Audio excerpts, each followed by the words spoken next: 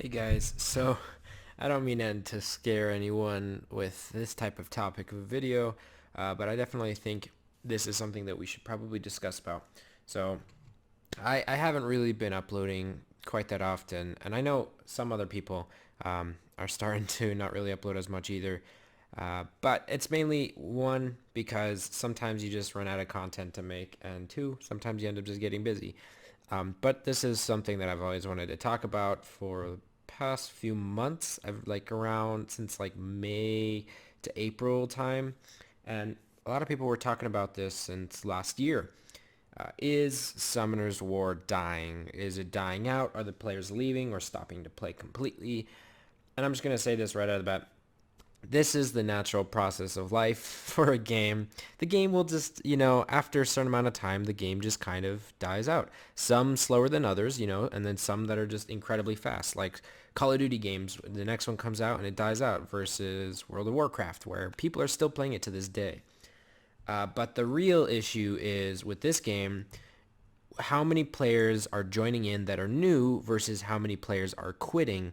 Now, there's a lot of different factors to this, and I think one of the huge factors that contributes into this is the buying and selling and trading of accounts. A lot of people are into that, whole business sort of deal, especially with high-end accounts. This is something I've noticed quite a bit. A lot of top players are selling their accounts for big bucks, like thousands of dollars, because they just want to quit the game and get, at least a fraction of what they spent on the game back into their wallets, into their pockets. So there you'll have mid-level kind of beginners with a lot of money, and they'll see this high-end gameplay account and they'll think, okay, well, I'll just spend, this large sum of money and I'll have all of this stuff, and then I don't really have to spend any more money because I've got everything that I need. And that just kind of reflects on, I think, in my opinion, a bigger underlying issue for this game, which is the RNG, the randomness of this game. So we're going to go through a good portion of things that I think are currently wrong with the game, or things that just are inherently wrong that I don't think there's any possible fix to it. One of the main issues of this game, which has been solved to an extent, was the security issues and the customer support. Now, the security issues have been fixed, but the thing with the security issues was that it took them way too long to fix it. So a lot of people were really pissed off at the customer support for this type of stuff, and the developers. Same thing with the customer support. A lot of people will message in and just get horrible, horrible replies. Like one time when I got banned for someone copying me, I submitted a ticket, but I also talked to one of the people at the CompTOS headquarters in San Francisco, or I think it's Los Angeles, and he got me unbanned in like 2 or 3 hours, which was amazing. Super huge shout out to him. And then 2 days later, this was a 24-hour ban, mind you. 2 days later, I got a message telling me basically that it was my fault, that I shouldn't have been talking all this stuff in chat, even though I sent him screenshots of the person that was imitating my name, because there's certain ways that you can bypass the whole word filter and stuff like that. Yeah, so I got blamed for the person that was copying my name. And this is just an example of how the customer support, in my opinion, is just, I don't know how the word for it, lazy, or just not believable. They don't have the mentality that the customer is right. And I know this isn't always how it should be, but when you have a customer service that's like, oh, we have to make sure that these customers or our players are happy in every way possible, that is good customer service. And just over these past 2.5 years that this game has been out, I have yet to see that from an actual support member via submitting a ticket. Other people as well have submitted tickets, even as like when they got their accounts hacked, and to no avail. They sent them all the required information, and they couldn't get their accounts back. Some people had to bug them for weeks on end, and yeah, they eventually perseverance paid off, and they eventually got it through. But that's besides that. It's just the overall customer support. I think a lot of players have gotten pissed off at CompTOS, and it reflects via the way that they treat CompTOS in chat and how they respond to all of it. And I think it's a very, very tough reaction that CompTOS has to basically respond with, because they're basically making all of this new content and patches for people that are really pissed off at them. And it doesn't go well from either side. We'll just go through these points. Another problem with this game is the new content and the fusion. I got a little post from the forums of CompTOS here, and I'm just going to go through the ones that are actually still problems today. So new content and fusion. The fusion's recipes I thought were a very good way to allow newer players or free-to-play players to get Nat 5s. It would be cool if they pumped out more, but there's a lot of monsters and a lot of units that are not available to free-to-play or noobs or anything like that. So that right there is another issue I can talk about, which is basically the whole RNG-ness and the unbalancing of everything. But the new content I think is great. I just don't think that they've approached it correctly, because basically they're making this high-level farming content that ends up just getting completely plowed through within a week. I remember that there was a few people that completed the new homunculus within, I think, like a day or two, and they had it max skilled within a week. It was absolutely crazy. But that new content took them months to implement, because they had to go through the drop rates. They had to go through what skills the homunculus was going to get, make sure that it was all balanced. And yet they just cleared it within a week. All of it done. Boom. They're good to go. They don't even need to touch it anymore. And that just kind of goes down to what content can they really add to the game that's going to interest new players. And quite frankly, and I'm just going to be completely honest here, I don't think that there's really any content that they can add that's going to satisfy the high-end gameplay players. And it shows, because a lot of the high-end players are quitting and selling their accounts, which a lot of people that are, kind of high-end or whatever will know that, because they constantly see name changing, guild changing, all of this stuff once they sell the account. Even though it is against the terms of service, I don't think CompTOS wants to really ban these players for it, because that just looks even worse on their part. So the whole buying and selling of accounts, top players are getting bored and they're selling their accounts because there's really no interesting new content. And before you guys go, well, Reafi, they've got real-time arena coming in. It's coming soon. They just did their second test service. And honestly, I don't think that the RTA is going to be anything good. Besides the whole lag part, it was just a whole mess, and the whole choosing process. It's nice. It's really fun. But, again, higher end gameplay, it's hard to find an opponent. With a pool of 30 people, when you're in the top 30, it's nearly impossible to find a person to play against. I could go into the RTA right now, and I probably would just leave my RTA there for the entire night, and I wouldn't find a single opponent. Now, this has to do with the lack of players in the high-level RTA and stuff like that, but that's another issue completely. I just think right now there's really no new content or interesting content being developed that will change the game completely for the high-end players. Now, the new players have a lot on their hands. There's a ton of content for them, but the people that have everything done already, like such as myself or any of the other top players that are way ahead of me, there's nothing for them to do but farm. And arena, but a lot of people don't really do an arena anymore, because that's gotten boring as well, for their own reasons.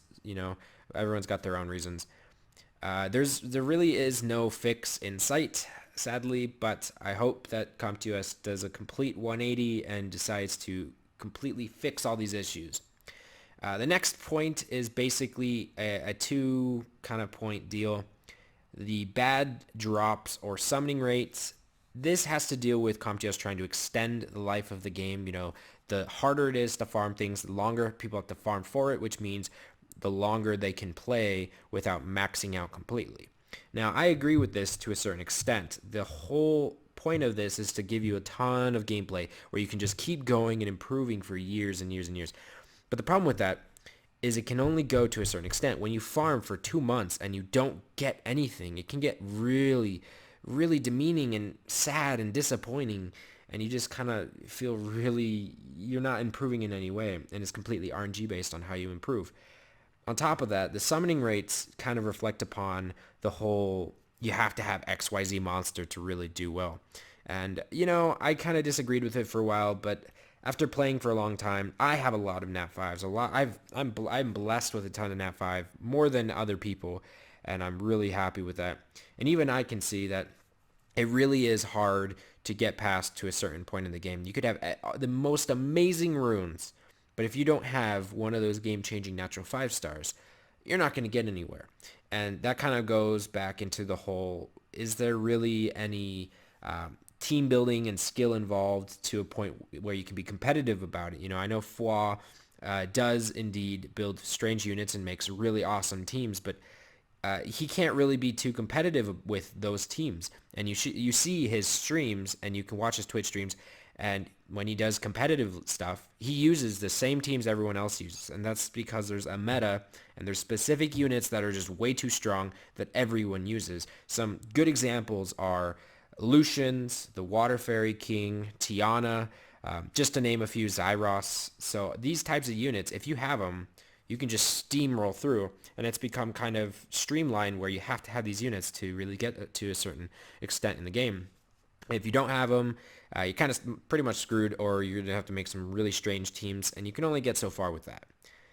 So the bad summoning rates on top of the whole you have to have XYZ monster to really improve into the expert level gameplay really turns a lot of people off, and I can agree with that. I really like strategy-based games, not summoning-based games where it's completely based on your luck, but that's just me. I think just a little prediction here, as the game drops in the player base over, however many years it takes, I think CompTIA is going to raise the summoning rates as a way to attract more players, because if there's less players playing, there's no point in keeping low summoning rates, because by the time they get the monster, the game's going to be dead. So I think as we see the game start to die, the players will start getting more and more and more natural 5 stars. And I don't think that's a bad thing at all. I think that'll be quite fun, and I'm excited to see that happen, actually. People quitting, again, yeah, that's a huge point. People quitting over, simple things, like their accounts getting hacked and then not being able to recover it because CompTIA doesn't want to help them via customer service. The servers are also pretty disbalanced. They're unproportional. I think it'd be really cool if they hosted one thing, maybe like after Christmas or after New Year's, where you could switch servers. I think the times are really good for the servers, but some people have switched servers and they just completely regret it and they don't want to be there. So some people end up starting all over or just quitting completely. Again, back on the people quitting. Yes, back on the content and stuff like that. There's a lot of unnecessary patches, updates, buffs, nerfs, and stuff like that. I constantly keep pointing this out. I'm really happy that they're going in the right direction to buff units, but I think in order to really bring the game back to a strategy-based game, you have to nerf units. You can't be afraid to nerf units. It's ridiculous that it has to be said this way, because there's a lot of games that do, in fact, just constantly balance. If the summoning rates were higher, I think they would be able to do this. But since the summoning rates are low, it's really hard to fix units and nerf them or buff them. Well, harder to nerf them. You could buff them. People will always be happy with buffs. But if you nerf a unit and the person spent XYZ money to summon that unit, they're going to be super pissed off, and they're going to send a lawsuit out. They're like, I'm going to sue you, CompTIA, over submitting a ticket to customer service, giving them more shenanigans. So it's really tough to really do that for them. And I know that they probably won't ever get a lawsuit like that, but people will get pissed off about it. They'll quit the game. Their only natural 5-star gets nerfed, and it's the most OP nat 5, like it's a Zyros, and Zyros gets nerfed. And now they're pissed off. So they quit the game, they sell the account, or they just quit completely, give it away, and then they've just lost a player. And that you do that enough times with enough units, and people just start getting really pissed off. And I think in order for them to have done that, they would have had to done that since the beginning of the game, which they did not. Maybe it's just a learning curve for them in future, for the future. But so I think the whole nerfing and buffing thing really needs to happen if they really want to see some serious change in the player base, because I think people are coming into the game, they're noticing that I can't really get any of that stuff without spending money. I could progress, but it's going to take me years, and I don't know how long this game is going to be around, since it's already nearly 3 years old, and most mobile games only stay alive for a few years. I'm talking about with a vibrant community. I'm talking about mass multiplayer online type games. So CompTIA is really stretching the limits here with how long they can, stay up and running with thousands of players. Um, so I think one of the minor details is the packages, the buying and selling of the package. I don't think it's necessarily a bad thing. I think it's a point in the wrong direction of where they're focused. I think they're too focused on the money making right now rather than the improving of the gameplay. I know nerfing and buffing and all this stuff is not going to really change much for them in terms of revenue, and the packs are definitely a huge source of income. They went from a very small company to a multi-million dollar company in Korea. They're just rolling in the dough straight to the bank, all the way to the bank. So when you have that, of course, you're going to make packs for people like the transmogrifications and all this stuff. Completely understandable. But, as they add more packs and more packs and more packs, with these low drop rates, you're having this wider skill gap, and it's just completely wide. And there's this huge, giant, I don't know how OMG Bomber put it or any of the other players put it, because all over the place, Corrosive, there's this kind of skill gap between the top players and anyone below them, because they can absolutely purchase anything that they want to. They can farm as many runes as they want to with super fast units, and they'll get all of these new Nat 5s that are completely game changing. There's just no way to be able to catch up to them without dropping some mad serious money. What I also see is a lot of people quitting, mainly based off of, again, on the RNG factor. So a lot of this gameplay is super fun. There's a lot of team building that you can do to a certain extent, to the point where you have arena fights or guild war fights. I think this is actually a poorly designed system that are completely determined. The win result is determined off of randomness. So you'll have, you have the despair stuns, which are completely fine. I love those. Whenever I fight someone that has despair runes, I'm like, awesome. You got me. You got me with that chance that you took. But the violent runes, I know this is going to sound horrible. Oh, you're just complaining about violent runes. Yada, yada. It's not necessarily, I don't really get mad at that anymore, but other players do. A lot of players really hate the violent runes. They absolutely hate them. And it's not necessarily the extra turn that kills you. It's the third turn or the fourth turn or the fifth turn that you get. And now a lot of people are like, yeah, that doesn't really happen that often. And I did tests of my own with violent runes, and they were even both on offense and defense. There was nothing shady behind it. But the problem is, it's unexpected, it's luck, and when you lose just because you're unlucky, that pisses you off. It pisses most players off. It's just really, really, really frustrating, and it goes back on the RNG factor that this game just focuses on.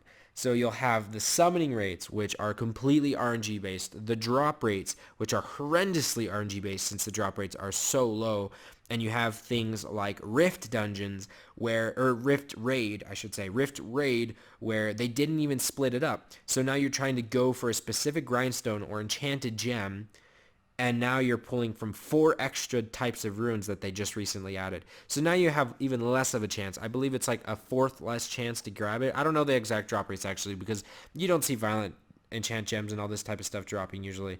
But when you're going for violent, you have that specific chance for it to drop. In order for them to squeeze that in, they had to drop the other rates, or otherwise they would have had to drop the mana stones and the other stuff. But in which case, it's just much harder to get the enchanted stuff or enchanted gems and grindstones that you're trying to get. So there's this constant decreasing of the chances for drops, at least in Rift. With dungeons, it's really hard to get the rune quality up when you have these really top players that are just really pushing the limits with these runes. And it's not just the runes, but to a certain extent, once you get to a certain spot in the game, you have to have XYZ monster in order to at least have a chance at pushing up into the top ranks. So with that combined with the violent procs, combined with the rune drop rates, and it creates this full circle of random gameplay, which I think a lot of people are getting tired of. So usually for like long-term gameplay, when it comes to games that last for years and years and years, it tends to rely on team, playing with other players which they're trying to do with the real-time arena. You saw that with Clash of Clans, with their clan wars and whatnot. And you see it with Clash Royale. I don't even play those games, but I know that they're super successful because they focused a way, and I'll just explain these things. For examples, they focused a way to balance the units. They balanced everything while still allowing themselves to have that kind of pay to win sort of mentality that you could actually let yourself have by purchasing packs and stuff like that.